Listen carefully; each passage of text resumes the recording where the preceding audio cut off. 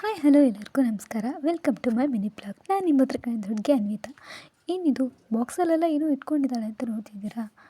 ಇದು ಗಿಣ್ಣ. ಇವಾಗೆಲ್ಲ ಇದನ್ನು ಮಾರ್ಕೆಟಲ್ಲಿ ಮಾರ್ತಾರೆ. ಇದನ್ನು ಹೇಗೆ ಮನೆಯಲ್ಲೇ ಮಾಡೋದು ಅಂತ ನಾನು ತೋರಿಸ್ತೀನಿ. ಇದು ಎಮ್ಮೆ ಹಾಲು.